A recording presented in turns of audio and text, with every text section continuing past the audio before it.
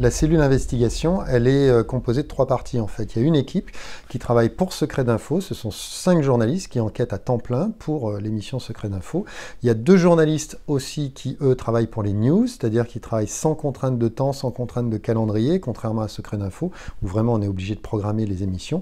Et puis il y a ce qu'on appelle un pôle numérique, c'est-à-dire que le pôle numérique, il est chargé de décliner ce qu'on produit pour les antennes en produits numériques, soit sur le web, avec des articles qui sont souvent de très longs articles, soit sur les réseaux sociaux.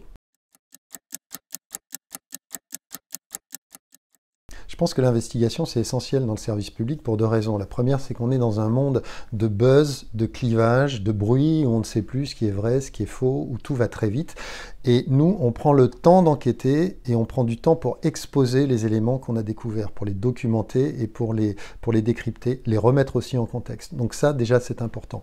Ensuite, on est dans un monde où la défiance vis-à-vis des journalistes est de plus en plus grande. Et je pense que l'investigation, c'est aussi une manière de renforcer le lien de confiance qu'il peut y avoir entre les gens et nous, parce qu'ils savent que nous, on n'a pas peur d'enquêter sur des puissants, qui soient politiques, qui soient des multinationales, qui atteintent à l'environnement. Il y a toutes sortes de domaines dans lesquels on enquête, et on montre aux gens que finalement on est là pour eux. Il y a plusieurs facteurs qui nous décident à démarrer une enquête. Le premier facteur, c'est un informateur, une personne qui vient nous voir, ce qu'on appelle aussi parfois un lanceur d'alerte, et qui a une information d'intérêt public qui nous semble importante, et qui dénonce quelque chose qui effectivement mérite d'être révélé. La deuxième chose qui nous pousse à ouvrir une enquête, c'est souvent l'actualité, mais pas l'actualité au moment où elle se fait, l'actualité quand elle disparaît justement. Parce que souvent l'actualité, c'est un sujet qui va pousser un autre, et puis on n'en parle plus. Or, ce sujet, il a laissé des questions en suspens auxquelles on n'a pas répondu. Et là, nous, on s'approprie le sujet pour essayer justement de prendre le temps d'aller répondre à toutes ces questions auxquelles on n'a pas répondu. Et puis, il y a l'ère du temps aussi. Par exemple, quand la guerre en Ukraine a démarré, on s'est dit, on ne peut pas ne pas faire quelque chose là-dessus. Mais quoi ? Et c'est poser la question du « mais si nous, on intervient aussi pour aider les Ukrainiens, etc., à un moment donné, ça va avoir un impact sur l'industrie de notre armement. » Et donc, on a enquêté sur le réarmement, en fait, de la défense française, avec des angles assez intéressants.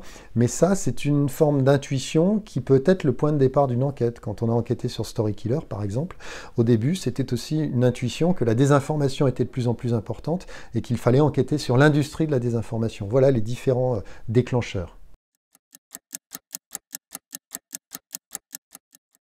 En 10 ans, on a fait énormément d'enquêtes, donc c'est difficile d'en choisir une. Mais il y a d'autres enquêtes, énormément d'enquêtes qu'on a faites en 10 ans, dont on est très fiers, qui ont eu beaucoup moins d'impact, mais dont on pense que nous, il était important qu'on les fasse parce qu'elles sont révélatrices aussi de l'évolution de tendances de notre société. Les enquêtes aussi dont on est sans doute les plus fiers, c'est les enquêtes dites collaboratives qu'on ait pu faire avec le Consortium international des journalistes d'investigation ou avec Forbidden Stories.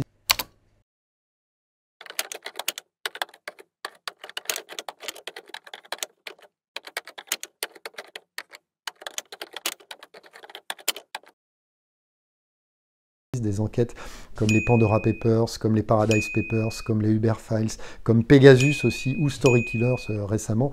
Ça, c'était des enquêtes à fort retentissement et qui ont montré que des journalistes associés à l'échelle de la planète entière pouvaient faire quelque chose d'extraordinaire.